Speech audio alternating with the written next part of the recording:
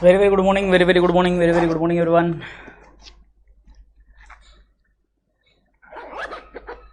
Yes.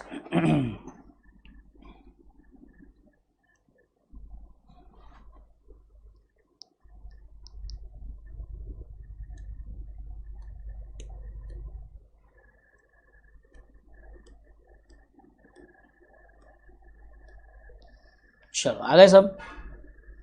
अपना अपने दोस्तों के साथ लिंक शेयर किया है आप लोगों ने, सब तरफ लिंक शेयर कर दी है, लिंक आ गई है सब तरफ। ओ टेलीग्राम पे नहीं आई, ये दिखते हैं।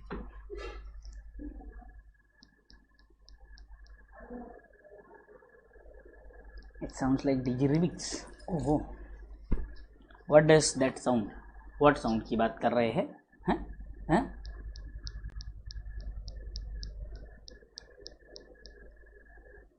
आ गए सब, आ गए। Excuse me. चलो बोलो मुझे।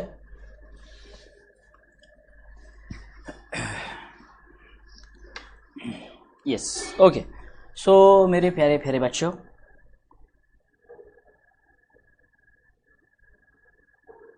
अक्षय देसाई तुम्हालाही घटस्थापनाची आणि नवरात्रीची मंगलमय शुभकामना। यस, नवरात्रि की सबको शुभकामनाएं।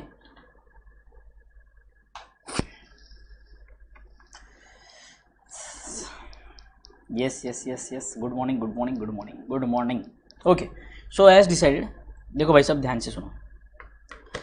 एनपीओ का चैप्टर हमारा ख़त्म हो गया था, जिसमें एक लास्ट प्रैक्टिकल क्वेश्चन पेंडिंग था, जो अब आपको करना क्या है, आपको ट्राई करना है, आपको सॉल्व करना है। ठीक है, आपको ट्राई करना है, आपको सॉल्व करना है। आप सॉल्व करोगे तो आपको आइडिया आएगा कि हमने हमारे लिए कितना इजी हुआ है चैप्टर या डिफ़िकल्ट हुआ है, जो भी हुआ है आपको जो समझ में आएगा एनपीओ के चैप्टर पे। ठीक है, तो हम क्या करेंगे, इन केस अगर किसी को दिक्कत आती है तो जब अपनी नेक्स्ट मीटिंग होगी, नेक्स्ट संडे को जो मीटिंग होगी, उस मीटिंग में हम क्या करेंगे उस मीटिंग में हम वो सम डिस्कस कर लेंगे। तो आज लेट अस बिगिन।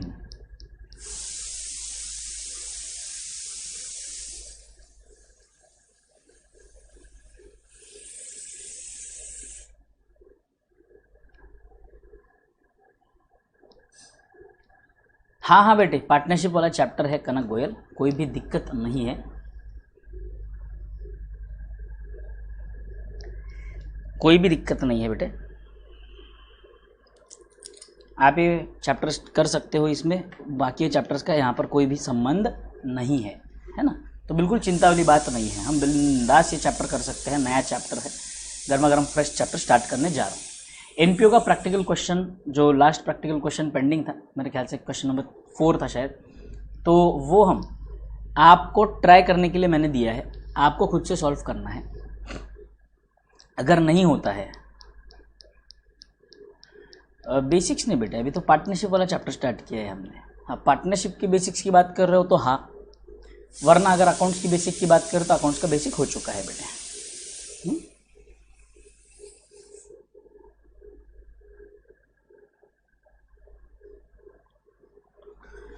चलो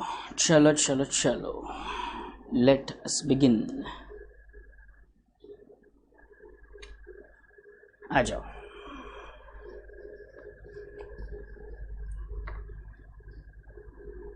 प्रभात सिंह, पार्टनरशिप मेरे हिसाब से मुझे लगता है 10 से 12 दिन लगेंगे बेटे, 10 से 12 दिन लगेंगे। आ जाओ, चैप्टर का नाम है हमारे, सबसे पहले हम जो देखने जा रहे हैं वो है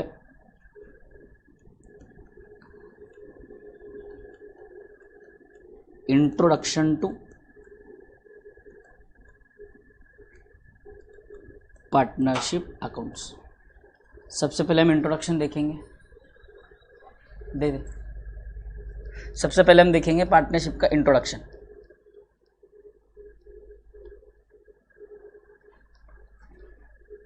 okay Shubham, no problem, revision में पूछ लेना, कोई भी दिक्कत नहीं है बेटा। ठीक है, चलो आ जाओ। इंट्रोडक्शन टू पार्टनरशिप, ये हमारे चैप्टर का नाम है, introduction to partnership accounts. First देखो, हमने भले ही 12th स्टैंडर्ड में पढ़ा है सर, हमने 12th स्टैंडर्ड में एडमिशन, रिटायरमेंट, डेथ और डिसोल्यूशन, ये वाला पार्ट जो है पार्टनरशिप से रिलेटेड, ये हमने पढ़ा है सर, ठीक है। बट यहाँ पर हमें जो इंट्रोडक्शन वाला पार्ट है, यानी कि पार्टनरशिप का जो बेसिक्स वाला पार्ट, बेस वाला, बैकग्राउंड वाला पार्ट है, वो थोड़ा डिटेल में है। जैसे यहाँ पर एक सेपरेट, अगर आप आपका मॉड्यूल देखोगे तो पार्टनरशिप अकाउंट के ऊपर एक सेपरेट से चैप्टर है इंट्रोडक्शन पर, गुडविल पर अलग से चैप्टर है, और फिर एडमिशन, रिटायरमेंट एंड डेथ चलता है, बराबर है। तो हमें क्या करना है, हमें सबसे पहले इंट्रोडक्शन चैप्टर समझना है, जिसमें से छोटे छोटे क्वेश्चन, कोई 3 मार्क 4 मार्क के क्वेश्चन आ सकते हैं, और वो जो छोटे छोटे क्वेश्चन है हमारे बहुत बार हमारे सम में एक हाथ एडजस्टमेंट बन के भी आते हैं, ठीक, हमारे सम में एडजस्टमेंट बनकर भी आते हैं। तो इसीलिए हमारे लिए ये चैप्टर बहुत ज़्यादा इंपॉर्टेंट हो जाता है, ठीक है। आई होप यहाँ तक क्लियर है सबको, है ना।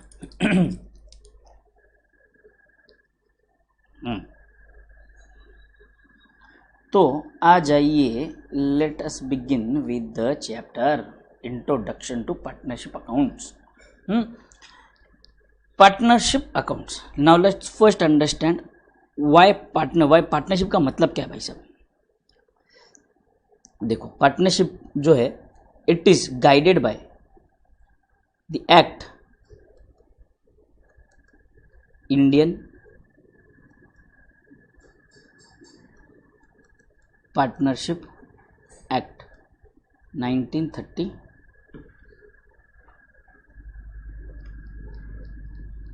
नहीं कनक, टेंशन मत लो, 12th का यहाँ पर कोई संबंध नहीं, हम लोग बेस से कर रहे हैं तो आपका क्लियर हो जाएगा, चिंता नहीं करना है कनक। आ जाओ, Indian partnership act 1932, Indian partnership act 1930। अब देखो ध्यान से सुनो बेटे, इंडियन पार्टनरशिप एक्ट 1932 जो है, ये पूरा आप, ये जो एक्ट है पूरा आपने पढ़ा भी होगा, तो ये एक्ट आपका पूरा पार्टनरशिप को गाइड करता है, जिसमें से कुछ कुछ लॉ के जो बेसिक्स वाले पार्ट है, जो हमारे अकाउंट्स रिलेटेड है, उतना मैं आपको समझाऊंगा। बाकी तो आपने लॉ में कवर किया ही होगा सौमिल सर के साथ, तो उसकी कोई चिंता वाली बात नहीं है, बिल्कुल भी चिंता करने वाली बात नहीं है। अब यहाँ पे अगर हम इंडियन पार्टनरशिप एक्ट 1932 की बात करें, तो यहाँ पर सबसे पहले समझो बेटा, पार्टनरशिप की जरूरत क्या आन पड़ी। अब होता यूँ है बेटा कि जब हमारा बिजनेस ग्रो करता है, तब हम क्या करते हैं, हम अगर एक सोल प्रोप्राइटर कंसर्न है, तो हमारा बिजनेस ग्रो करेगा तो 2 चीज़ों की ज़रूरत पड़ेगी हमें। सबसे पहला अगर हम समझेंगे तो हमें पैसों की ज़रूरत है, कैपिटल की ज़रूरत है सर, पहली चीज़, यानी कि कैपिटल आएगा तो साथ में एक और बंदा आएगा जो रिस्क बेरर होगा। बाकी के ढोकले वीडियोस लाइक नहीं कर रहे, जिन्होंने लाइक किया है वेरी गुड, बट बाकी के लाइक तो करो, ढोकलो लाइक तो करो, हैं फ्री में लेक्चर देखेंगे, लाइक नहीं करेंगे। तो इंडियन पार्टनरशिप एक्ट 1932 के हिसाब से, अब ध्यान से समझना, सबसे पहले हम लोग समझते हैं पार्टनरशिप क्यों जरूरी है, क्यों पार्टनरशिप करना क्यों है सर। अब होता यूँ है कि एक सोल प्रोप्राइटर बंदा है, अकेला बंदा है, बिजनेस कर रहा है, ठीक है सर, पर अब वो अकेला बंदा कितना बिजनेस पुल कर पाएगा, पॉसिबल है क्या, नहीं है सर। अब बिजनेस हमें ग्रो करना है, हमें बिजनेस की कैपेसिटी बढ़ानी है, बिजनेस कैपेबिलिटीज़ बढ़ानी है। तो बिजनेस कैपेबिलिटीज़ बढ़ाने के लिए हमें क्या ज़रूरत पड़ेगी सर, हमें और कैपिटल की ज़रूरत पड़ती है। किसकी ज़रूरत पड़ती है, हमें और कैपिटल की ज़रूरत पड़ती है। और कैपिटल लेकर जब आएगा नया बंदा, तो उसे हम as a partner, as an owner हमारा पार्टनर बना लेंगे, ठीक है, नंबर 1। नंबर 2, जब बिजनेस बढ़ेगा तो बात समझने की कोशिश करो, एक अकेला बंदा कितने एस्पेक्ट्स देख पाएगा बिजनेस के, हर एस्पेक्ट नहीं देख पाता। तो इसीलिए वहाँ पर क्या ज़रूरी हो जाता है हमारे लिए, पार्टनरशिप ज़रूरी हो जाता है। क्या ज़रूरी होता है,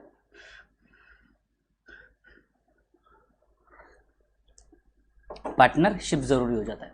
तो पार्टनरशिप में होता क्यों है, क्या है सर, वहाँ पर ज़रूरत क्यों है, क्योंकि जब एक और बंदा आएगा तो एक बंदा जो होगा वो बिजनेस के कुछ स्पेशल एस्पेक्ट्स देखेगा, कोई एस्पेक्ट देखेगा, दूसरा बंदा बिजनेस के कुछ दूसरे एस्पेक्ट्स देखेगा।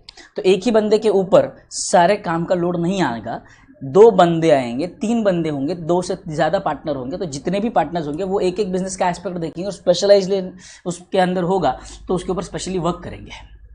जैसे मान लो फॉर एग्जांपल, हमारे यहाँ पे बेसिकली हमने देखा हमारे प्रोफेशनल कोर्सेज में CA, CMA, CA, CSS, ये लोग मिलकर ना एक बिजनेस फॉर्म करते हैं, एक पार्टनरशिप फर्म फॉर्म करते हैं, जहाँ पर CS companies related, corporate related काम हैंडल करता है, chart accountant tax related and audit related काम हैंडल करता है।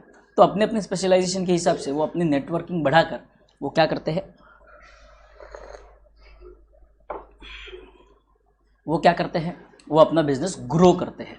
तो वैसे ही जब आपको बिजनेस ग्रो करने की बारी आती है तो you need a partner, you need what, partner. अब ध्यान से समझेंगे आप।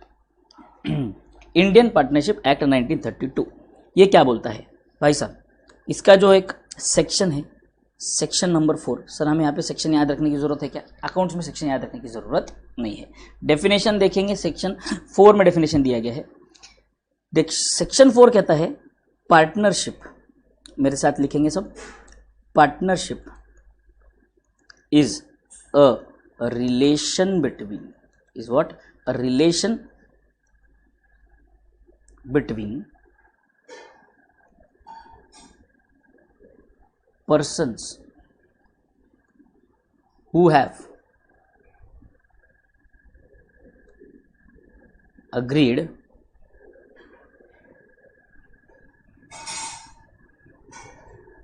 to share the profit of a business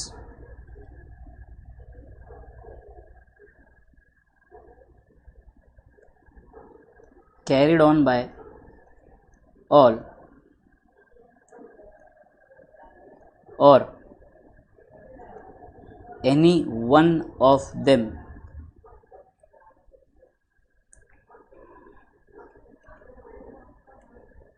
acting for all. Partnership is a relation between persons who have agreed to share the profit of a business carried on by all or any one of them acting for all. यहाँ तक clear है?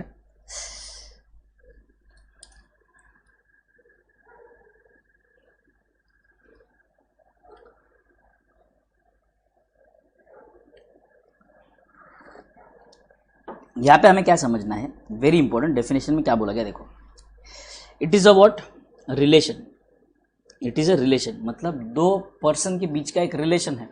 कैसा relation है sir? ये एक business relation है बेटे, commercial relation है, commercial relation between the persons who have agreed to share the profit. Crux, partnership concept का क्रक्स क्या है? जब आप पार्टनर बन रहे हैं तो प्रॉफिट शेयर करेंगे, and profits can be negative also, यानी कि लॉस की बात कर रहे हैं।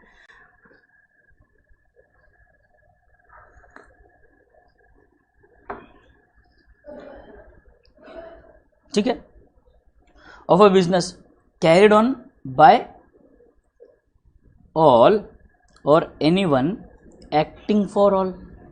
मतलब ये जो चीज़ है देखो ध्यान से समझो, ये क्या हुआ, ये हुआ आपका मोटिव हुआ बिजनेस का, प्रॉफिट शेयरिंग, और ये चीज़ क्या हुई आपकी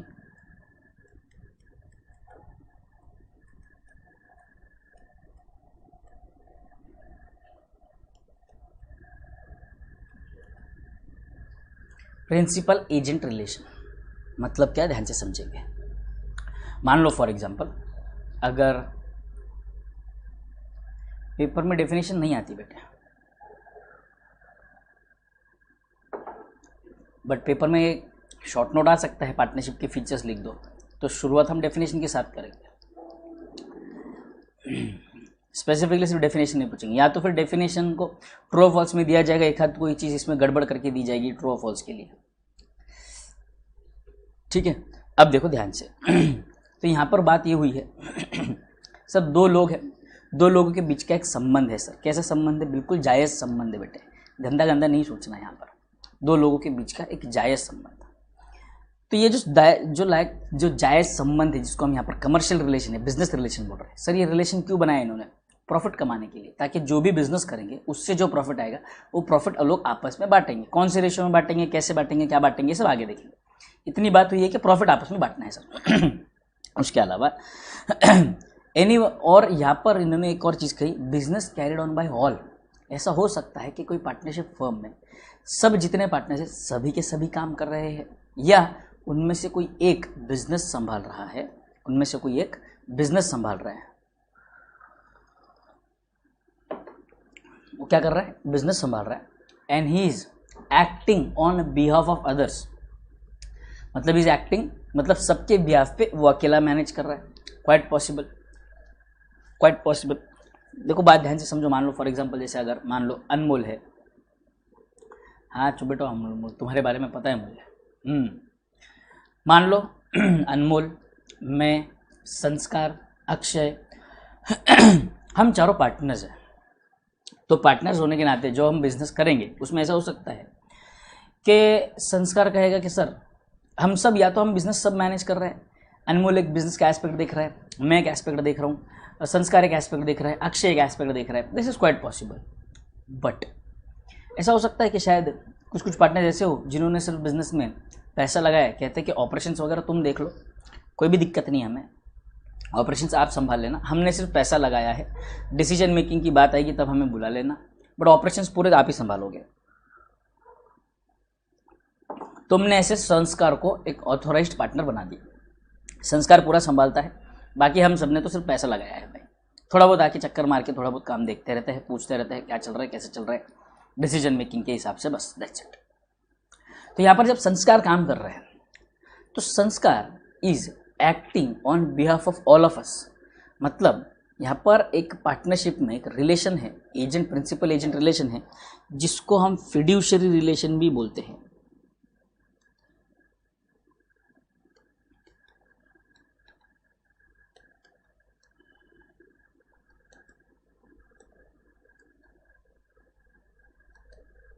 relation of trust, relation of trust. देखो जब तक आपस में ट्रस्ट नहीं हो सकता तब तक पार्टनरशिप नहीं हो सकती। पार्टनरशिप होने के लिए ट्रस्ट होना बहुत ज़्यादा जरूरी है बेटे। पार्टनरशिप होने के लिए ट्रस्ट होना बहुत ज़्यादा ज़रूरी है। यहाँ तक क्लियर है सबको? डेफिनेशन क्लियर है सबको? वही तो बात है ना बेटे, पार्टनर भी तो एग्री होगा ही ना, तभी तो अपॉइंट होगा, तभी तो करेंगे। जब पार्टनरशिप करेंगे, पार्टनरशिप करने से पहले ही तो ये सारी चीज़ें डिसाइड होगी, ऐसे थोड़ी होगा।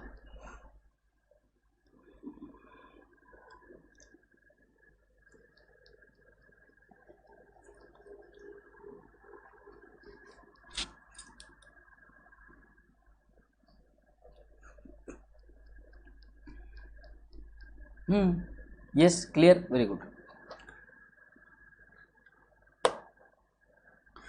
फिड्यूशियरी रिलेशन बोलेंगे बेटे, या तो रिलेशन ऑफ ट्रस्ट, आपस में ट्रस्ट होना ज़रूरी है वरना पार्टनरशिप नहीं हो सकती। पार्टनरशिप होने के लिए आपस में सारे पार्टनर्स का ट्रस्ट होना ज़रूरी है। तो यहाँ पर क्या कहा मैंने, कौन सा रिलेशन होगा, कौन सा रिलेशन होगा, एजेंट प्रिंसिपल रिलेशन होगा। तो जब मान लो फॉर एग्जाम्पल अगर संस्कार जाके कुछ गुड्स परचेज करता है या कोई कॉन्ट्रैक्ट करता है, तो it is like he is acting as an agent and the firm is the principal. We all are principals and the firm is the principal. तो वहाँ पर क्या हो जाएगा, he will be acting as agent, I will be acting as the principal। कभी ऐसा हो सकता है कि कोई बिजनेस ट्रांजैक्शन करने के लिए मैं गया हूँ, मैं डील करने गया हूँ, तो उस समय पर मैं एजेंट हो जाऊँगा, बाकी के प्रिंसिपल हो जाएंगे। किसी समय अनमोल जाएगा तो अनमोल एजेंट हो जाएगा जब वो ट्रांजैक्ट कर रहा है। We will be acting on behalf of all of us, he will be acting on the behalf of everybody. तो उसको हम क्या कहेंगे, उसको हम कहेंगे there is a partnership relation. ठीक है, आ जाओ। इंपॉर्टेंट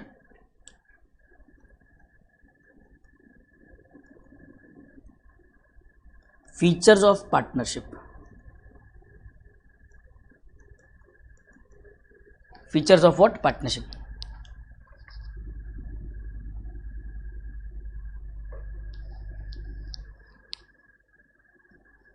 सबसे पहला एग्रीमेंट। पार्टनरशिप जब भी होगी तो पार्टनरशिप पार्टनर्स के बीच में, पार्टनर्स के बीच में आपस में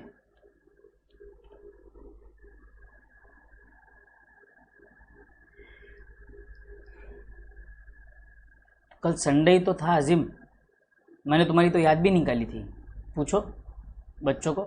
मैंने कहा भी था, एक आजिम बोल के अपनी एक स्टूडेंट थी जिसको डाउट था उसमें मैन्युफैक्चरिंग में, वो दिख नहीं रही है, पूछो बच्चों को। ए ढोकलो बोलो ना, जो कल कल मीटिंग में थे, पूछा नहीं था मैंने?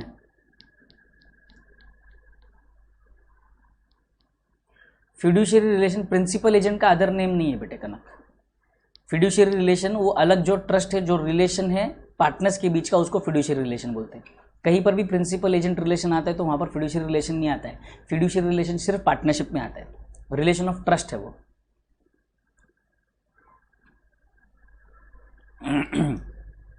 Clear.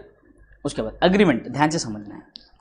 Agreement can be oral or written. Agreement can be oral or return.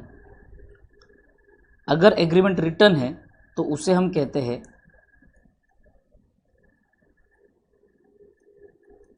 Partnership deed. And partnership deed is like Bhagavad Gita for partnership. Everything is based on the partnership deed. हर चीज पार्टनरशिप डीड के ऊपर based रहेगी, हर चीज partnership deed के हिसाब से ही चलेगी। किसके हिसाब से चलेगी? पार्टनरशिप डीड के हिसाब से चलेगी। और यहां पर कहा गया है to avoid future disputes, to avoid future disputes,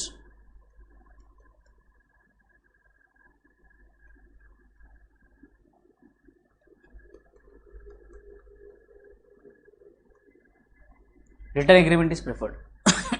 तो यहां पर ये पॉइंट पे समझना, एग्रीमेंट इन्होंने क्या कहा है? Can be oral or return.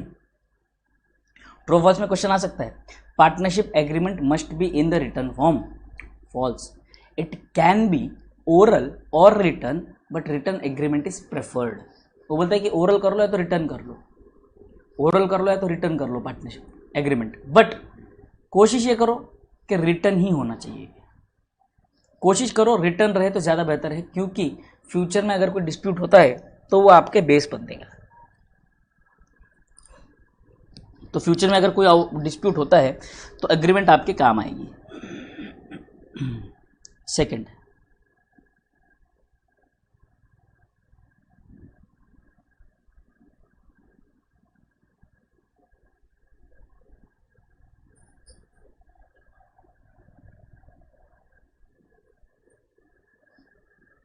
ठीक है। पार्टनरशिप में जब बिजनेस बोला गया है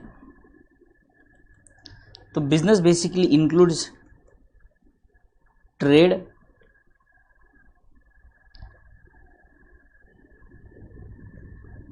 occupation and providing of services के लिए अपन बोल देते प्रोफेशन।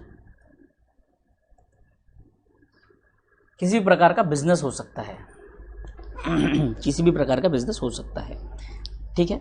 थर्ड फीचर है शेयरिंग ऑफ प्रॉफिट्स। एंड एक और चीज लिखो, बिजनेस शुड बी लॉफुल। मतलब आप जो बिजनेस कर रहे हो वो सरकार के हिसाब से गलत काम नहीं होना चाहिए। It should be in accordance with the law. गलत काम करना नहीं है हमें, ठीक है। Sharing of profits. Sharing of what? Profits.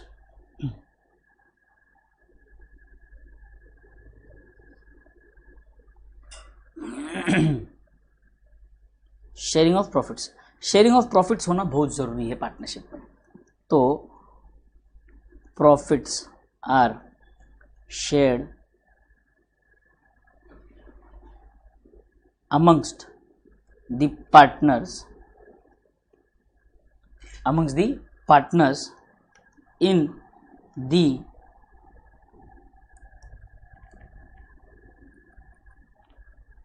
ratio agreed upon in the deed। अब जहां जहां डीड बोलूंगा समझ जाना पार्टनरशिप डीड की बात करो। Oh, Sohan is here. Hello Sohan. बहुत लेट हो गया आने में। चलो बढ़िया।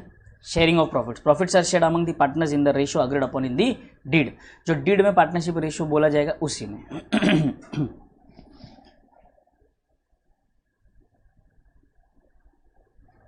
ठीक है। एक और चीज लिखना है, section 4 does not insist upon sharing of losses.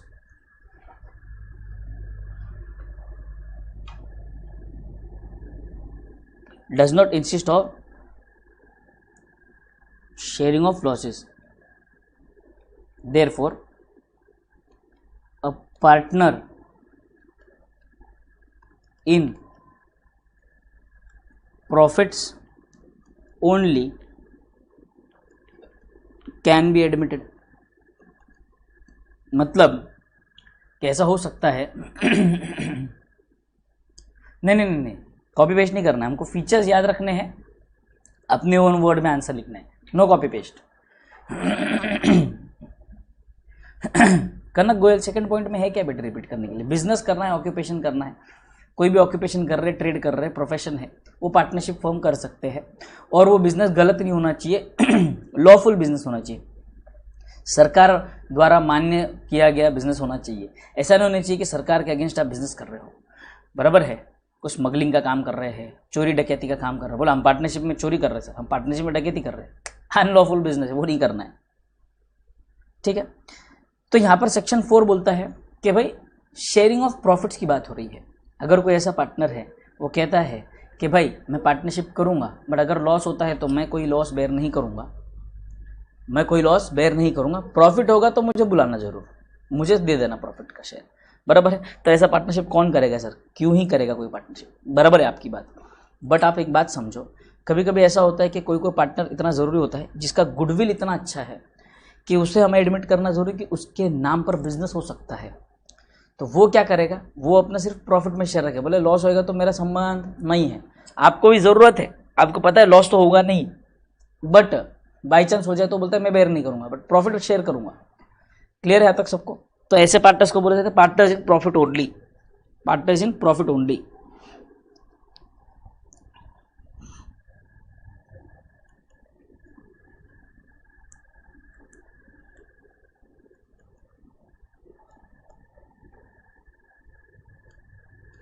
Mutual agency,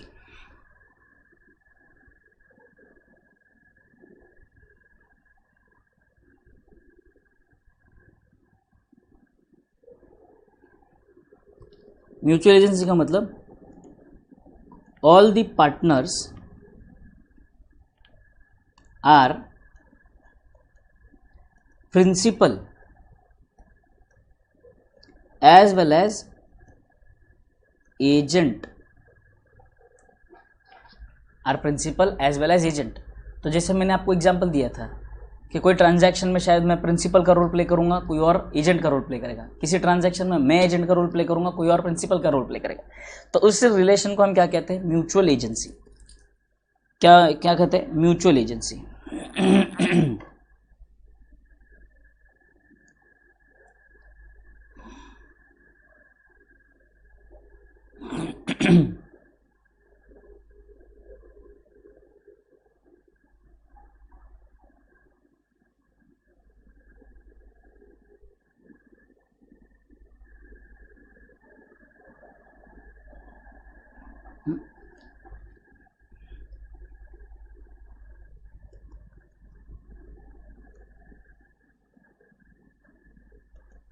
minor partner, minor partner का मतलब क्या सर? वो पार्टनर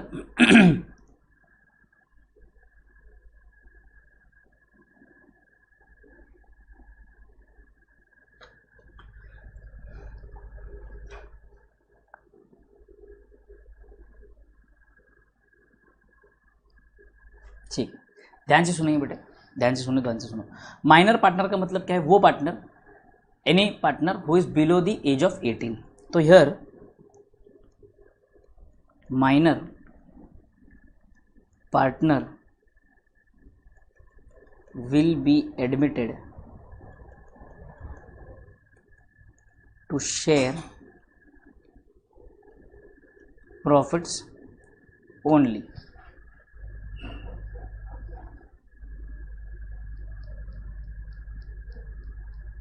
हाँ अनमोल, जो आपके शर्त होंगे जिस पर आप सब एग्री हुए हैं वो सब डीड में लिखे होंगे बेटे। Minor partner will be admitted to share profits only and he is not liable to share losses. देखो आपने कॉन्ट्रैक्ट एक्ट में पढ़ा है कि भाई कॉन्ट्रैक्ट करने के लिए जो आपको क्या कहते हैं, एसेंशियल्स ऑफ कॉन्ट्रैक्ट जिसमें कहते हैं, तो माइनॉरिटी का एक कॉन्सेप्ट है उसमें कि माइनर अगर हो तो उसके साथ कोई भी कॉन्ट्रैक्ट वैलिड नहीं है। बट कोई कॉन्ट्रैक्ट है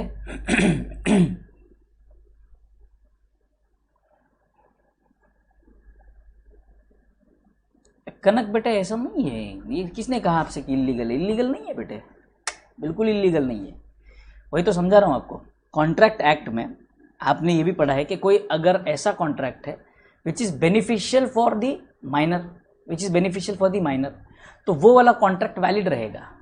तो यहाँ पर माइनर के ऊपर माइनर के साथ अगर आप पार्टनरशिप करते हो तो माइनर का शेयर सिर्फ प्रॉफिट्स में रहेगा, लॉसेज में उसका कोई भी शेयर नहीं रहेगा। तो बाकी के जितने बचे पार्टनर्स है वही आपस में लॉस बेयर करेंगे। डन।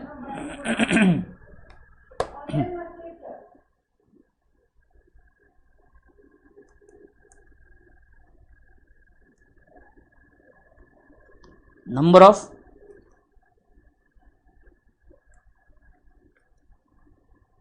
पार्टनर्स,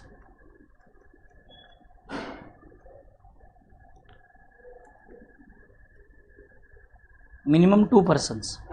देखो भाई साहब, पार्टनरशिप में मिनिमम कितने होने चाहिए? 2, क्योंकि किसी भी प्रकार का कोई भी संबंध कोई भी व्यक्ति अपने आप के साथ नहीं बना सकता। तो कोई भी संबंध होने के लिए कम से कम 2 लोग तो चाहिए ना भाई।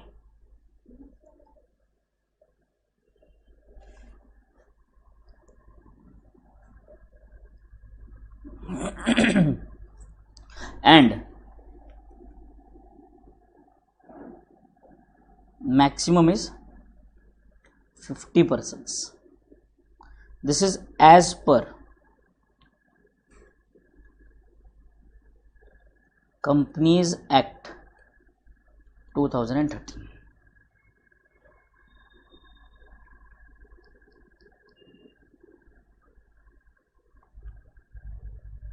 मैक्सिमम पर्सन कितना बोलता है? 50 मैक्सिमम पर्सन होना चाहिए।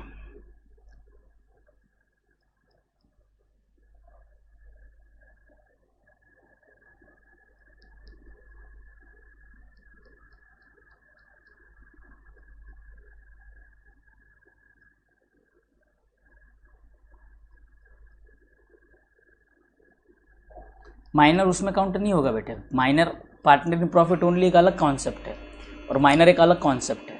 2 अलग अलग कॉन्सेप्ट है, मिक्स मत करो बेटे। 2 अलग अलग कॉन्सेप्ट है बेटे।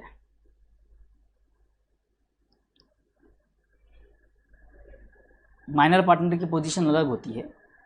मेजर पार्टनर जो है, जो सिर्फ प्रॉफिट्स के लिए एडमिट किया गया है, वो उसकी पोजीशन अलग है बेटे, उसकी पोजीशन अलग है। कंपनीज एक्ट होगा बेटे, कंपनीज एक्ट, वही समझा रहा हूँ, वही तो इंपॉर्टेंट है यहाँ पर, वही तो चीज़ इंपॉर्टेंट है यहाँ पर।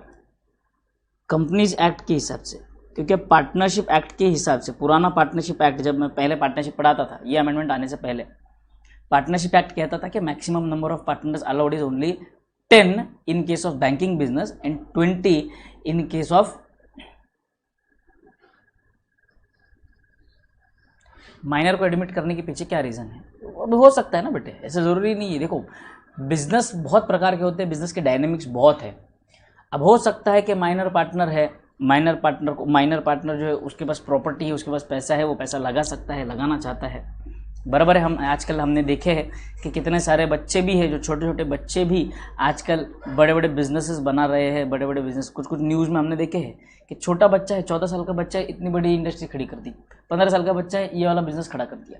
तो क्वाइट पॉसिबल ना, उसके पास वो टैलेंट होगा, या उसके पास वो नॉलेज होगा, या उसके पास वो स्किल होगी जिसकी ज़रूरत हमारे फर्म को है। तो उसीलिए हमने क्या कर लिया, उसको एडमिट कर लिया एज अ पार्टनर। समझ में आ रहा है आपको? हो सकता है।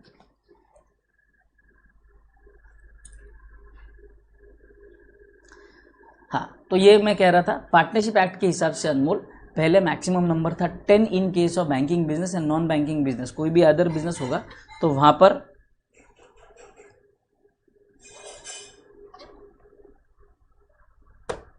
क्लियर यहां तक?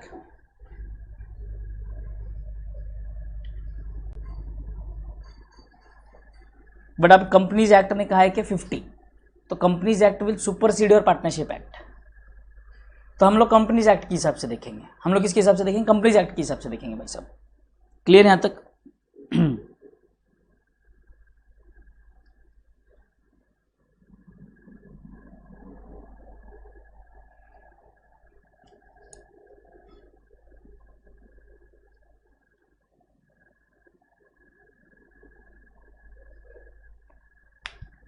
ब्रो क्लियर है यहां तक सबको?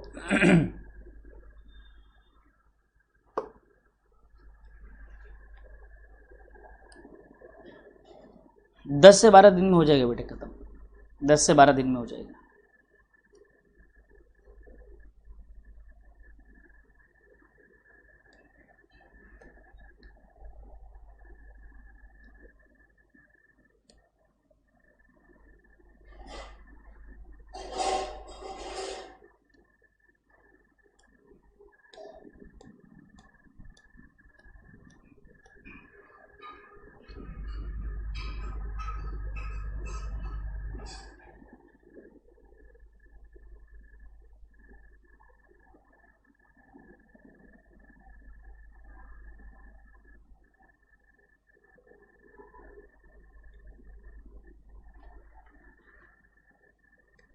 Chapter 8 unit 1।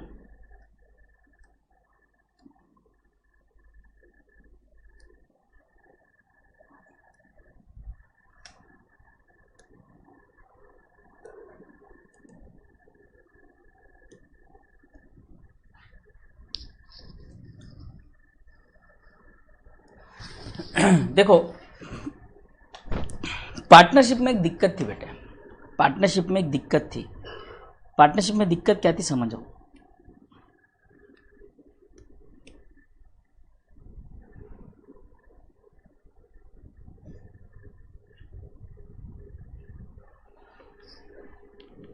पार्टनरशिप का एक डिसएडवांटेज था, क्या? Partners are jointly and severally liable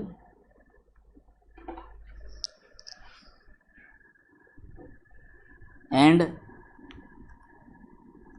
liability of partners is unlimited।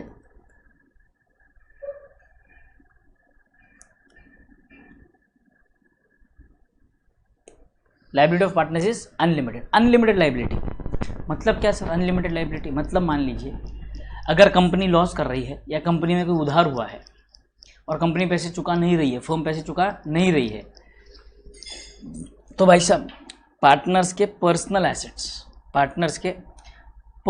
Assets तक लायबल हो जाएंगे। मतलब अगर आपकी कंपनी पैसे पे नहीं करती है, अगर आपकी कंपनी पैसे पे नहीं करती है तो लोग आपके घर में घुस के आपके पर्सनल एसेट्स को बेचकर पैसा रिकवर कर सकते थे, number 1। Number 2, jointly and severally liable. मतलब मान लो फॉर एग्जांपल कि भाई संस्कार और जतिन ये दोनों पार्टनर्स हैं, 50-50% पार्टनर्स हैं। कंपनी ने गोते खा लिए, कंपनी ने क्या कर लिए? गोते खा लिए।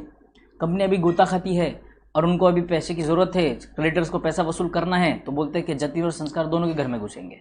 अब मान लो फॉर एग्जांपल टोटल ड्यू जो है वो 10 लाख रुपए का है जो रिकवर करना है।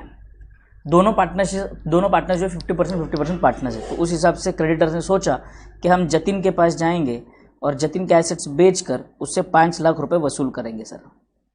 ठीक है? ठीक है सर। जतिन के अलावा लोगों ने कहा कि संस्कार के पास जाएंगे, उसके पर्सनल एसेट्स बेचकर 5 लाख रुपए वसूल कर लेंगे। ये बात तय हुई। बट जब वो लोग जतिन के घर पहुंचे तो पता चला जतिन से कुछ भी पैसा रिकवर नहीं हुआ, जतिन से सिर्फ 1 लाख रुपए रिकवर हुए हैं। अब जब वो संस्कार के घर जाएंगे तो बोलेंगे भाई साहब संस्कार जतिन से तो सिर्फ 1 लाख रुपए वसूल हुआ है। तो संस्कार कहेगा तो ठीक है, मेरा शेयर तो 5 लाख था, मैं तो सिर्फ 5 लाख दूंगा। नहीं कहा, बोले आप जॉइंटली एंड सेवरली लायबल हो। मतलब अगर वो पैसे नहीं दे पाया तो बाकी के बचे हुए पैसे भी आप ही को देने पड़ेंगे। तो संस्कार से बाकी बचे 4 लाख भी वसूल कर सकते हैं। I hope you understand jointly and severally का मतलब क्या होता है। जॉइंटली एंड सेवरली का मतलब क्या होता है, आई होप यू अंडरस्टैंड।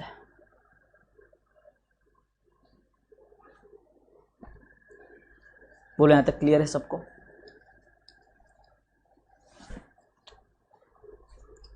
बोलो क्लियर है? तो अब ये दिक्कत दूर करने के लिए एक नया कॉन्सेप्ट आया, नए फॉर्म ऑफ बिजनेस का इजाद हुआ है, एक नया फॉर्म ऑफ बिजनेस इन्वेंट हुआ है जिसका नाम है limited liability partnership. Limited liability partnership. Clear है सबको? Very good very good very good. तो फिर तो खत्म ना बेटे, फिर तो पैसे डूब गए, फिर तो पैसे डूब गए बाकी के। तो एक प्रकार से वो दोनों इंसॉल्वेंट ही डिक्लेयर कर दिए जाएंगे, वो इंसॉल्वेंट ही डिक्लेयर कर दिए जाएंगे।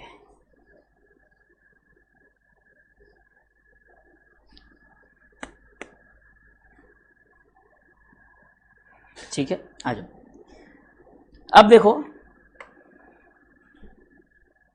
ये देखो यहां पर Indian partnership act provides for a general form of partnership inherent shortcoming of unlimited liability of all partners of the business, debts and legal consequences, regardless of the holding or profit sharing ratio, as the firm is not a legal entity.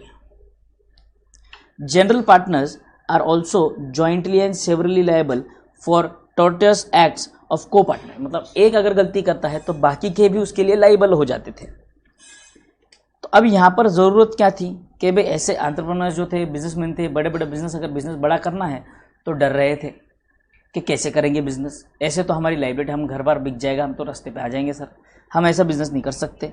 पर हमको करना तो partnership है, क्योंकि company में हमको convert करना नहीं है। तो ऐसे समय पर लिमिटेड लाइबिलिटी पार्टनरशिप, एक नया एक्ट आया, लिमिटेड लाइबिलिटी पार्टनरशिप एक्ट 2008, 2008 में, ज़्यादा पुराना नहीं है, 2008 में आया ये एक्ट। डिफाइन ज़्यादा पुराना नहीं है इसलिए बनाया मैंने, क्योंकि मेजोरिटी एक्ट आपके ऐसे 1956, 1932 ऐसे है, इसीलिए। Defines limited liability partnership as a partnership formed and registered under Act, and limited liability partnership agreement means any agreement between the partners of the limited liability partnership or between the limited liability partnership and its partners which determines the mutual rights and duties of the partners and their rights and duties in relation to the limited liability partnership. मतलब जैसे आपका partnership deed होता है वैसे ही यहाँ पर भी क्या होगा, लिमिटेड लाइबिलिटी पार्टनरशिप एग्रीमेंट होगा, एलएलपी एग्रीमेंट होगा। एग्रीमेंट में सारे ड्यूटीज, सारी रिस्पॉन्सिबिलिटीज डिफाइन कर दी जाएगी पार्टनर्स की एज वेल एज एलएलपी की। ये आप मान के चलो, अगर आपने कंपनीज एक्ट पढ़ा है, हाँ,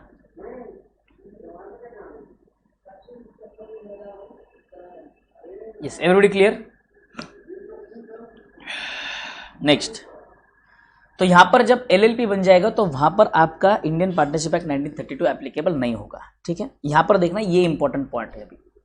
ठीक है, ये सब लिखने की जरूरत नहीं है।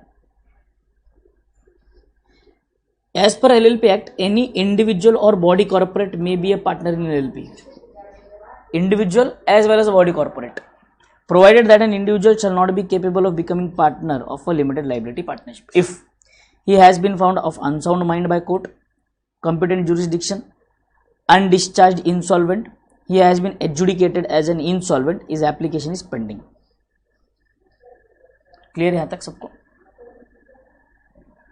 Undischarged insolvent or adjudicated as insolvent and his application is pending. Undischarged insolvent का मतलब होता है कि जो अभी इंसॉल्वेंट डिक्लेयर नहीं हुआ है और उसकी लाइबिलिटीज पूरी तरह से जितना है पूरा एसेट रिकवर करके पूरा लाइबिलिटीज सेट ऑफ नहीं किया है, undischarged, he is still undischarged. Every limited liability shall have at least 2 partners. Maximum number की कोई लिमिट नहीं है यहाँ पर, एलएलपी में मैक्सिमम नंबर की कोई लिमिट है नहीं। तो यहाँ पर एक बात हमें समझ में आती है कि सर इन्होंने कहा कि an individual or a body corporate may be partner, मतलब मान लो A B C and company, ये एक कंपनी है या एक फर्म है, प्लस दूसरी एक और X Y Z and company, ऐसी 2 फर्म्स है। तो ये दोनों फर्म्स मिलाकर एक एलएलपी बना सकती है जिसमें पार्टनर्स होंगे कौन, ABC and company, X Y Z and company, ये दोनों पार्टनर्स होंगे, ना कि इंडिविजुअल पर्सन। ये भी पॉसिबल है।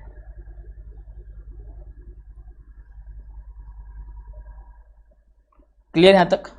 आ जाओ, adjudicated as an insolvent and is application is pending, मतलब या तो इंसॉल्वेंट है, कोई बंदा है जिसने कोर्ट के लिए अप्लाई किया कि भाई साहब मुझे इंसॉल्वेंट करार कर दो, अब मैं और टॉर्चर बेयर नहीं कर सकता, लोगों को समझ में आ जाने दो कि मैं इंसॉल्वेंट हूँ। या तो दूसरा एडजुडिकेटेड, मतलब यहाँ पे उसको जजमेंट पास कर दिया गया है कि ये इंसॉल्वेंट है। सिंपल, क्लियर मुस्कान? आ जाओ, डिस्टिंग्विश बिटवीन, ये इंपॉर्टेंट रहेगा, ये आपको नोटबुक में लिखना है, ये होमवर्क है आज का, ये होमवर्क होगा, ये आपको लिखना है नोटबुक में। इंडियन पार्टनरशिप एक्ट 1932, देखो यहाँ पे जो है लॉ, कौन सा लॉ है देखो,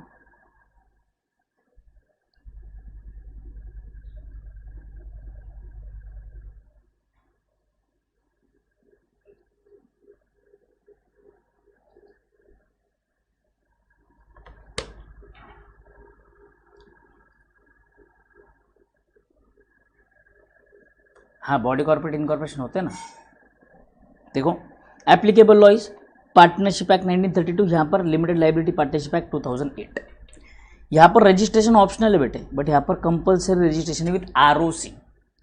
पार्टनरशिप का रजिस्ट्रेशन होता है विथ आरओएफ, पार्टनरशिप का रजिस्ट्रेशन होता है आरओएफ के पास, तो registration is optional only in the state of Maharashtra, the registration of partnership is mandatory, only in the state of Maharashtra the registration of partnership is mandatory, but बाकी सब तरफ इट इज ऑप्शनल।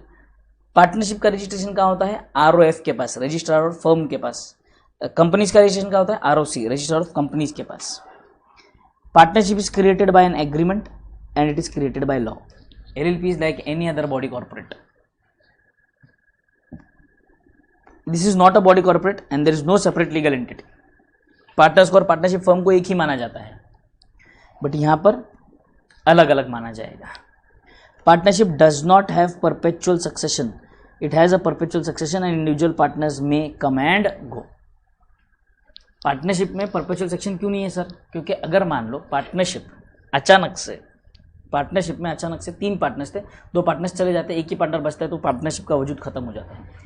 एलएलपी में ऐसा नहीं है, एलएलपी में option दिया गया है कि एक भी पार्टनर बचता है तो उनके पास 6 महीने का समय होता है कि उसको फिर से आप नॉर्मलाइज कर दो, नया पार्टनर एडमिट कर दो, उसको सीधे सीधे डिसॉल्व नहीं कर देंगे।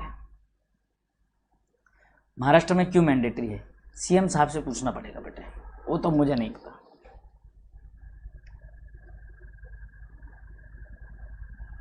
स्टैंप एक्ट क्या है पता नहीं बेटे। स्टैंप एक्ट का यहाँ पर क्या संबंध आया बेटे? सहज स्टैंप एक्ट का क्या संबंध है यहाँ पर बोलो?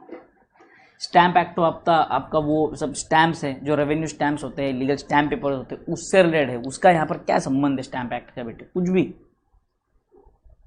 Number of partners minimum two maximum 50, minimum two no maximum limit. Firm can not own any assets, firm के नाम पे कोई भी एसेट नहीं होगा। एसेट जो भी होता है वो पार्टनर के नाम पर होता है। किसके नाम पर होता है? पार्टनर के नाम पर होता है। LLP has an independent entity and can own assets. Liability of partner और मेंबर्स अनलिमिटेड लाइबिलिटी है यहाँ पर, limited to the extent of their contribution towards LLP except in case of intentional fraud और रॉन्गफुल एक्ट ऑफ ओमिशन और commission by a partner. तो उनकी liability जितना उनका कॉन्ट्रीब्यूशन है, हाँ लगाता हूँ अनमोल लेक्चर के बाद। Principal agent relationship, partners are agents of the firm and of each other. But यहाँ पर बात समझना, partners are agents of the firm only and not other partners. वो सिर्फ फर्म के एजेंट है, दूसरे पार्टनर के नहीं। पार्टनरशिप फर्म में मैंने क्या कहा था? फिड्यूशियरी रिलेशन, म्यूचुअल एजेंसी, कि कभी मैं एज अ प्रिंसिपल एक्ट करूंगा, कभी agent as an agent act करूंगा। बट LLP के केस में हम में से कोई भी एज अ प्रिंसिपल एक्ट नहीं करेगा, हम सब एजेंट है। प्रिंसिपल सिर्फ एक है, LLP। प्रिंसिपल सिर्फ एक है, LLP।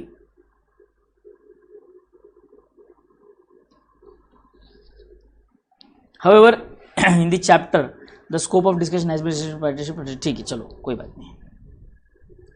पार्टनरशिप डीड में क्या क्या चीजें होती है? थियोरेटिकल पार्ट है, ज्यादा समय बर्बाद नहीं करेंगे, फटाफट इसको डिस्कस करके खत्म करेंगे। Name of the firm and partners, commencement and duration of business, business कब स्टार्ट करने वाले और कितने समय के लिए करने वाले हो। पार्टनरशिप एट विल भी होता है। पार्टनरशिप ऐसे हो सकता है कि पार्टनरशिप हम कर रहे हैं सिर्फ 3 साल के लिए, 4 साल के लिए, या टेम्पररी 6 महीने के लिए हो सकता है। Amount of capital to be contributed, amount to be allowed to each partner as drawings and timings of such drawings, rate of interest allowed on each partner on his capital on his loan and to be charged on his drawing, यानी कि interest on capital, interest on drawing, interest on loan provided by the partner. Ratio यानी कि profit sharing ratio, whether a partner will be allowed to draw any salary, क्या partner को हम salary दे सकते हैं, अगर दे सकते हैं तो कितना. Mutual rights and duties of the partners, लिखना नहीं है, ये लिखना नहीं है, ये चीज़ लिखनी नहीं है, सिर्फ पता होनी ज़रूरी है कि बाई चांस अगर ट्रू और फॉल्स में कोई क्वेश्चन आता है तो. Method of valuing goodwill on the occasion of changes in the constitution of the firm, reconstitution जिसको हम बोलते हैं, आगे समझाऊंगा. Procedure by which a partner में रिटायर और method of payment of his dues, basis of determination of the executors deceased partner in the method of payment, मतलब retirement के केस में क्या प्रोसीजर फॉलो होगी, डेथ के केस में क्या प्रोसीजर फॉलो होगी. Treatment of losses arising out of insolvency of partner, procedure to be allowed for settlement of disputes and preparation of accounts and their profit and their audit. Registration of the firm is not compulsory, but non-registration restricts the partner of the firm from taking any legal action.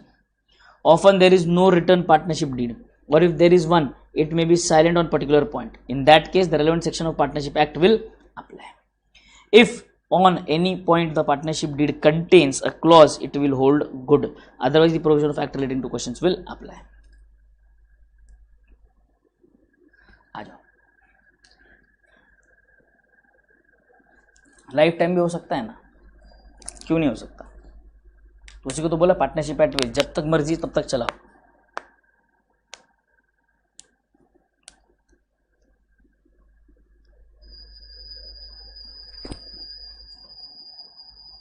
आ जाओ, एक और point लिखना important है, आ जाओ.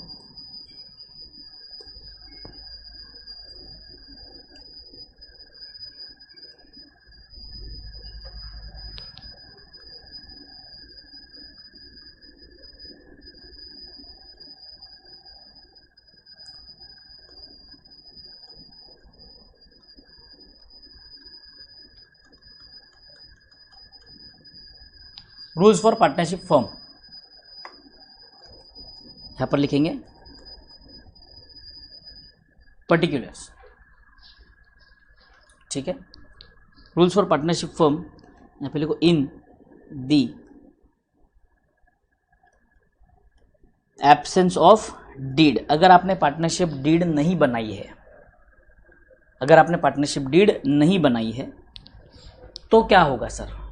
Partnership deed बनाना भूल गए, या तो आपस में दोस्ती में भरोसा था, कर लिया बिना पार्टनरशिप डीड रिटर्न डीड बनाए, तो क्या होगा सर.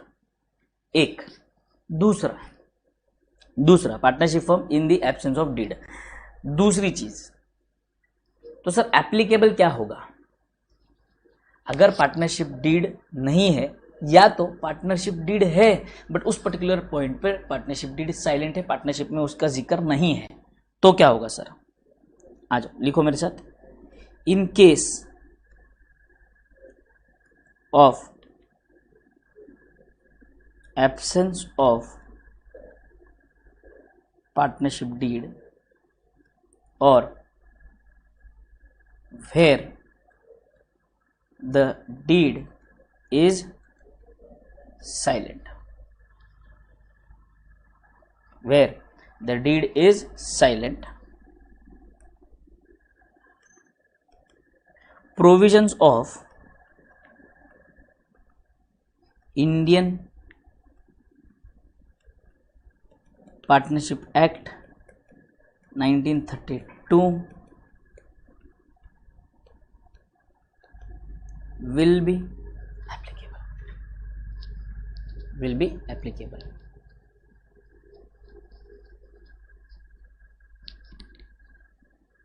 क्लियर. आ जाओ.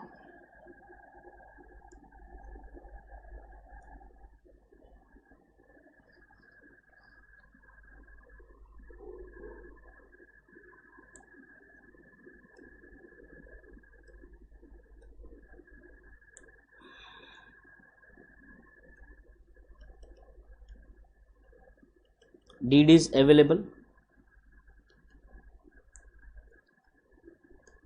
deed not available.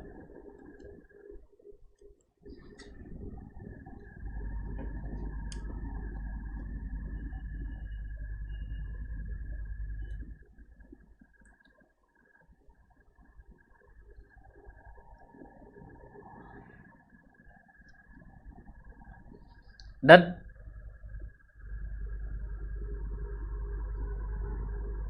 Very good Sohan, very good. तुम्हारी स्पीड की तो दाद देनी पड़ेगी, बहुत जबरदस्त, बहुत खास।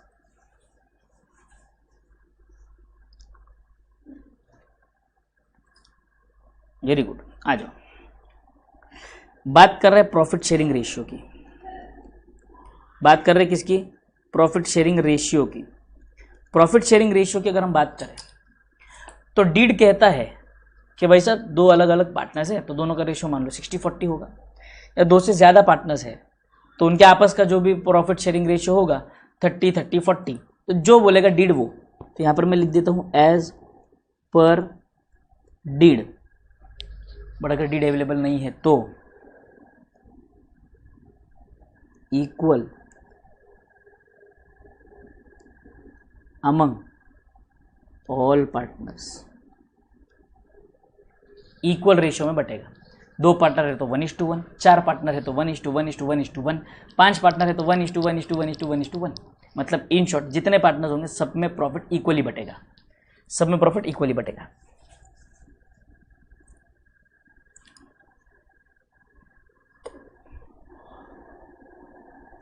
नंबर 2, प्रॉफिट शेयरिंग रेशियो क्या होगा? Salary to partner, salary to partners.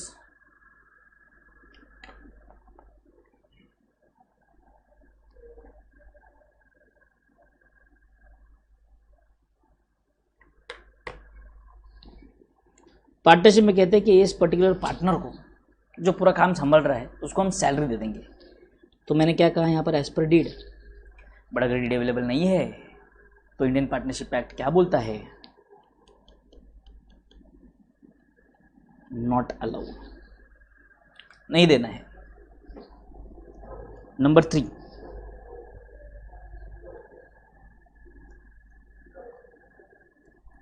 Interest on capital.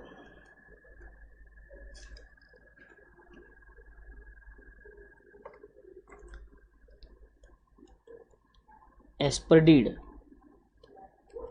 Partnership act कहता है नॉट अलाउड, नहीं देना इंटरेस्ट ऑन कैपिटल, कोई जरूरत नहीं देने की, प्रॉफिट मिल रहा है काफी, खुश रहो।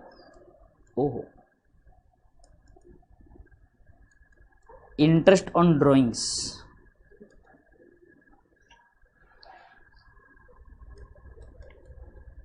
एज पर डीड ये बोलता है not allowed.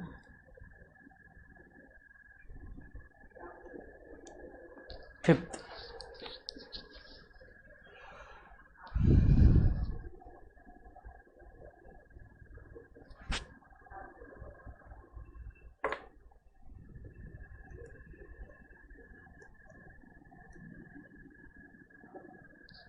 Interest on loan by partner. अगर पार्टनरशिप डीड में बात की गई है तो एज पर डीड, बट अगर पार्टनरशिप डीड में फिर से नहीं बताया तो ये याद रखना है हमें, उसे लोन पे इंटरेस्ट मिलेगा एट 6% पर एनम।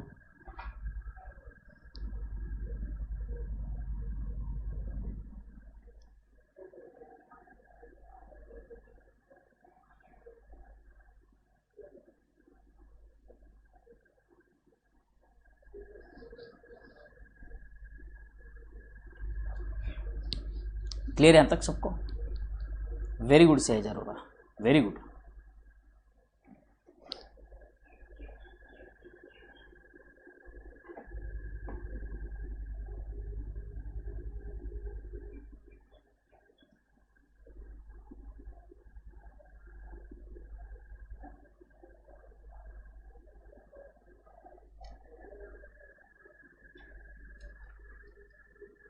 आ जाओ,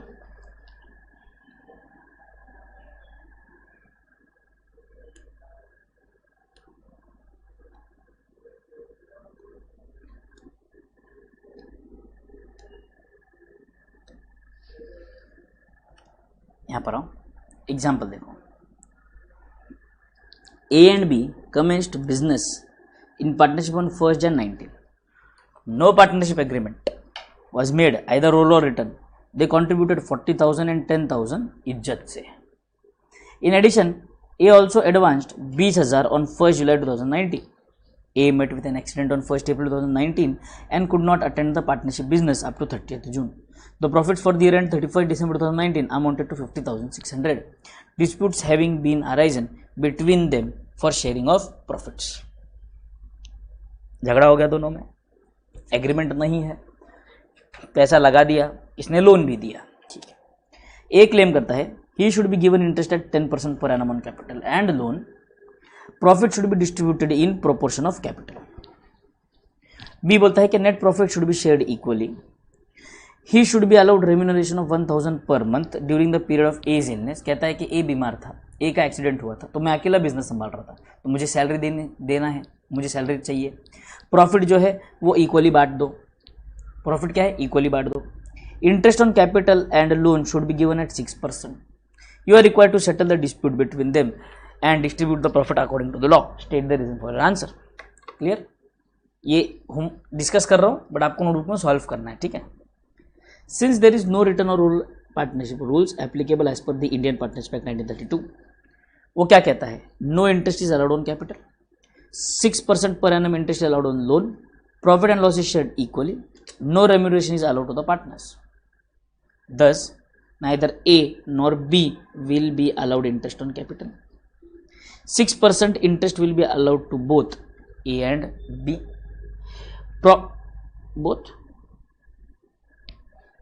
No partnership agreement was either written, 40,000, 10,000 respectively. In addition, A also advanced 20,000 on 1st July. एक minute, 6% interest will be allowed, ये गलत है।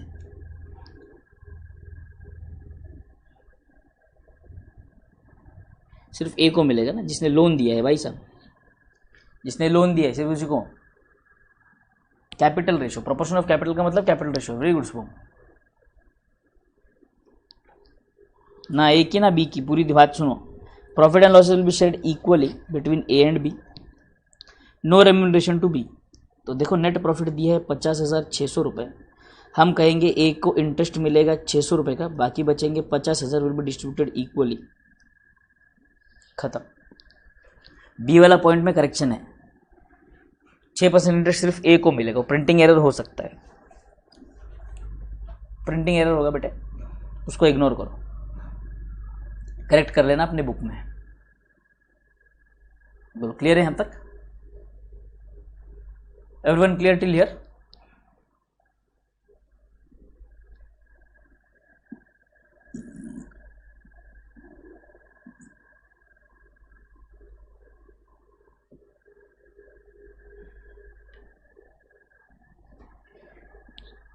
आ जाओ।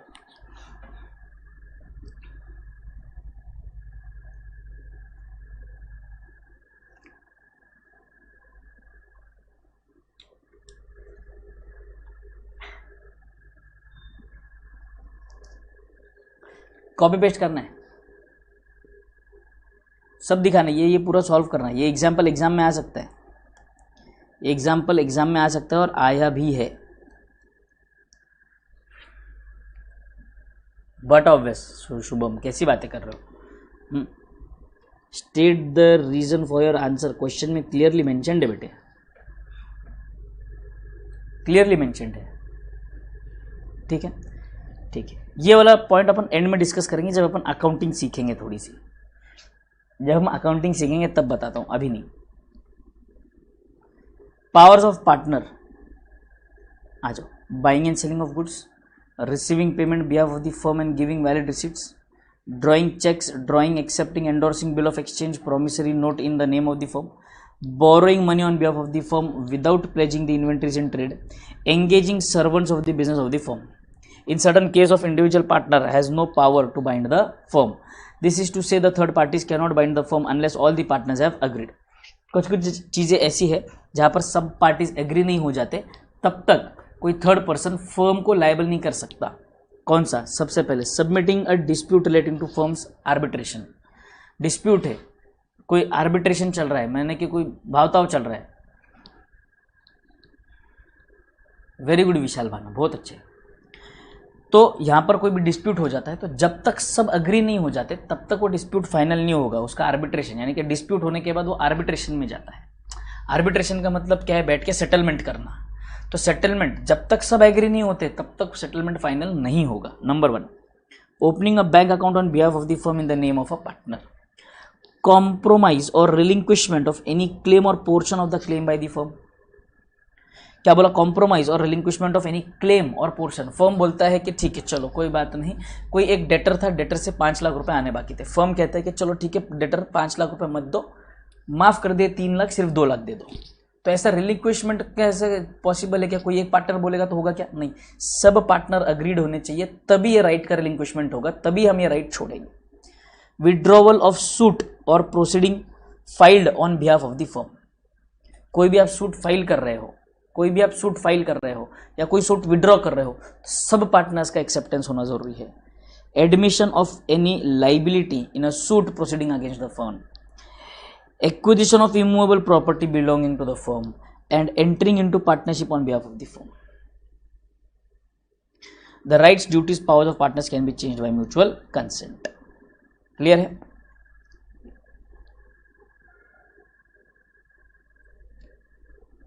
ठीक है, तो हम एक काम करें, ये थोड़ा सा प्रैक्टिकल क्वेश्चन है, छोटा से ज़्यादा है नहीं, अभी इसमें कुछ बचा। प्रॉफिट एंड लॉस अप्रोप्रिएशन, ठीक है, बढ़िया है।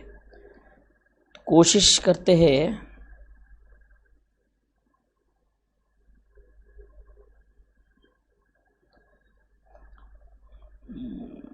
बड़ा है थोड़ा सा चैप्टर, ठीक है, कल परसों 2 दिन में ख़त्म हो जाएगा ये, 2 दिन लगेंगे ख़त्म होने के लिए, ठीक है। सो ये नया कॉन्सेप्ट है प्रॉफिट एंड लॉस अप्रोप्रिएशन का, इसके लिए थोड़ा सा समय लगेगा। So better we will be discussing it tomorrow itself, ठीक है, हम ये कल डिस्कस कर लेंगे P&L प्रॉफिट। तो आज का बोलो पार्टनरशिप का कॉन्सेप्ट समझ में आया है क्या सबको? पार्टनरशिप के जितने कॉन्सेप्ट हमने किए वो समझ में आए हैं क्या? अभी तो पेंडिंग है, कॉन्सेप्ट पूरे हुए नहीं है। कैपिटल रिलेटेड कॉन्सेप्ट पेंडिंग है, प्रॉफिट रिलेटेड कॉन्सेप्ट पेंडिंग है, बहुत सी चीज़ें पेंडिंग है अभी इसमें। Yes, very good.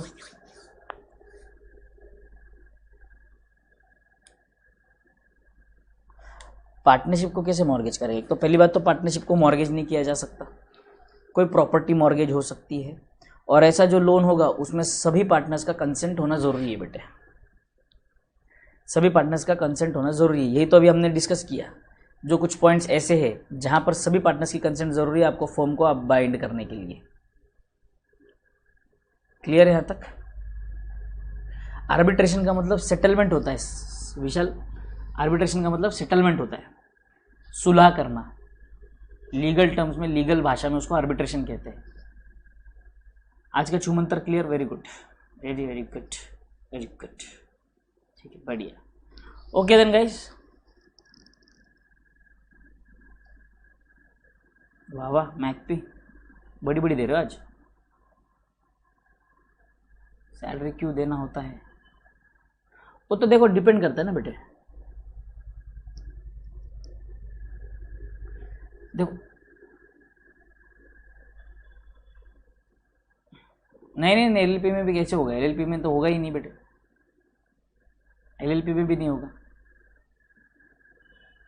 Partnership firm partner को लोन दे सकती है, ऐसा कुछ नहीं, लोन दे सकती, कोई प्रॉब्लम नहीं है, उसमें कोई इशू नहीं है, सब पार्टनर्स अग्रीड है तो दे सकती है।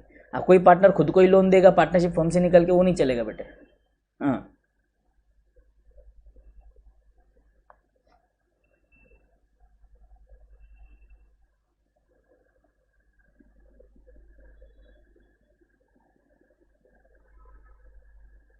क्लियर है यहाँ तक सबको?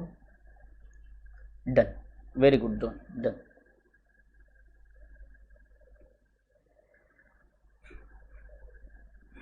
सैलरी क्यों देना होता है बेटे? वही अनमोल, वही बात है ना, अगर कोई वर्किंग पार्टनर है जो पूरा समय अपना, क्या कहते हैं, पूरा समय अपना उसने दे रखा है बिजनेस को, उसे तो देनी पड़ेगी सैलरी फिर, तो ही इज वर्किंग एक्स्ट्रा। तो वही तो बात हो रही ना अनमोल, प्रॉफिट तो सबको मिलेगा, बट जो एक्स्ट्रा एफर्ट दे रहा है उसको सैलरी देंगे। अब वो सब पार्टनर्स में एग्रीमेंट होना जरूरी है कि सब पार्टनर्स ने एग्री करना भी जरूरी है। Clear? Yes, very good, very good. Okay okay okay, ठीक है, clear. Okay, will be meeting tomorrow in the morning at 8 o'clock. Thank you everyone. See you tomorrow. Bye bye. Enjoy.